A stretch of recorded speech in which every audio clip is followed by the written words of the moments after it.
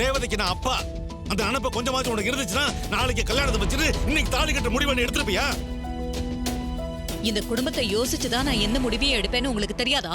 எனக்கு எல்லாம் தெரியும். ஆனா உனக்கு தான் நல்லது எதுவுமே கண்ணுக்கு தெரிய மாட்டேங்குது. அம்மா, ரேவதியை பத்தி யோசிச்சிருந்தா இப்படி ஒரு முடிவை நீங்க எடுத்திருக்க மாட்டீங்க. என்ன அப்பாவும் பொண்ணும் என்ன நிக்க வச்சு குற்றவாளி மாதிரி கேள்வி கேட்டுட்டு இருக்கீங்க? நாங்க கேள்வி கேட்கலமா, நீங்க பண்றது தப்புன்னு சொல்றோம். நாளைக்கு எப்படியும் மண்டபத்துல முறைப்படி கல்யாணம் நடத்தணும்னு சொன்னீங்கல்ல, இப்ப எதுக்கு அவசரமா வீட்டுல வச்சு கல்யாணத்தை முடிக்கணும்னு சொல்றீங்க? இது எந்த விதத்துல நியாயம்? இல்ல, எனக்கு ஒண்ணு புரியல. நாளைக்கு நடக்க வேண்டிய கல்யாணத்தை இன்னைக்கு நாம பண்ண போறோம். இதுக்கு எதுக்கு அப்பாவும் பொண்ணும் இப்படி லபலபன்னு கத்திக்கிட்டு இருக்கீங்க?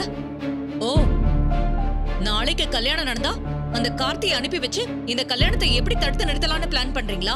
பிளானா? நான் இதுக்காக பிளான் பண்ணணும்? நீ தான் கல்யாணமான பொண்ணுக்கு இன்னொரு கல்யாணம் பண்ணி வைக்கிற ஒரு கேவலமான பிளான போட்டுட்டு இருக்க. நாங்க இல்ல. போதும், நிறுத்துங்க. என்னமோ உங்களுக்கு தான் உங்க பொண்ணு மேல அக்கறை இருக்கிற மாதிரி பேசிக்கிட்டு இருக்கீங்க.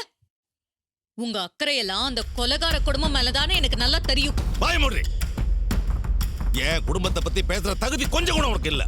என் மாப்பிள்ள ஊருக்கே நல்லது பண்றவரு. ஆனா நீ கௌரவம்னு பெத்த பொண்ணு வாழ்க்கையை பகடகாயா வச்சு விளையாடிட்டு இருக்க.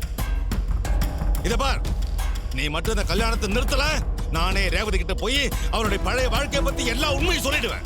என்ன மிரட்டுறீங்களா? போங்க, போய் சொல்லுங்க பாப்போம். ஏன் சொல்ல மாட்டேன் நினைச்சியா? என் பொண்ணு வாழ்க்கை சீரழியறத ஒரு அப்பனா பார்த்துட்டு என்னால சும்மா இருக்க முடியாது. நான் சொல்லத்தான் போறேன். இருங்க. நீங்க பழசு எல்லாத்தையும் ரேவதி கிட்ட போய் சொன்னீங்க, அதுக்கப்புறம் நான் சும்மா இருக்க மாட்டேன். நல்லா கேட்டுக்கோங்க. ரேவதி கிட்ட பழைய விஷயத்தை எல்லாம் சொல்லி இந்த கல்யாணத்தை நிறுத்த பார்த்தா நானும் என் பொண்ணும் உயிரோடவே இருக்க மாட்டோம். என்ன பாக்குறீங்க? ரேவதி கிட்ட விஷத்தை கொடுத்து நானும் செத்து போயிருவேன். மா, நீங்க என்னமா பேசிட்டு இருக்கீங்க?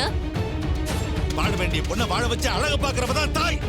அவளை கொல்லணும்னு சொல்றியே, நீ அவளை கொல்லத்துக்கு பதிலா நான் உன்னை கொல்ல என்ன? வேண்டாப்பா, விடுங்கப்பா.